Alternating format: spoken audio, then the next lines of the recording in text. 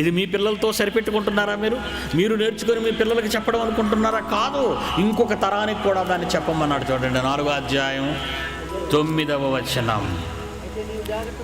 నీవు జాగ్రత్త పడాలి. ముందు నీవు కన్నులారా చూచిన వాటిని నువ్వు మరొక ఇండినట్లు నీ జీవితకాలమంతా నీ హృదయములో ఉండి దేవుని మాటలు తొలగిపోకూడదు.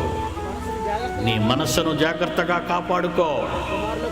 నీ కుమారులకు వాటిని నేర్పించాలన్నాడు. చూడండి, దేవుని మహాజ్ఞానాన్ని కడుపులో బిడ్డగా ఉన్నప్పుడే 100వ వచనం విన్న తర్వాత యోహాను ఎలా గంతులు వేశాడో, దేవుడు నీ గర్భాన్న ఒక ఫలాన్ని ఇవ్వబోతున్నాడు, బహుమానాన్ని ఇవ్వబోతున్నప్పుడే దేవుని మాటలు అతనికి వినిపింపజేసి గర్భంలో నిశ్శబ్దంగా ఉన్న ఆ సమయంలోనే ఈ మాటలు ఆ పిల్లవాడు వింటే, బయటకు వచ్చిన తర్వాత నువ్వు త్రోవలో కూర్చున్నప్పుడు కానీ, నడిచినప్పుడు కానీ, పరుండ పెట్టినప్పుడు కానీ, భోజనం తిన్నప్పుడు కానీ, లేచినప్పుడు కానీ ఇవే మాటలు నువ్వు జ్ఞాపకం చేస్తే అతడు ఒక యేసుక్రీస్తుగా మారుతాడు. అతడు ఒక పౌలుగా మారుతాడు. అతడు ఒక స్టెఫెనుగా మారుతాడు. ఆ బిడ్డ ఒక రూతుగా మారుతుంది. ఆ బిడ్డ ఒక ఎస్తేరుగా మారిపోతుంది, ఒక మరియగా మారిపోతుంది.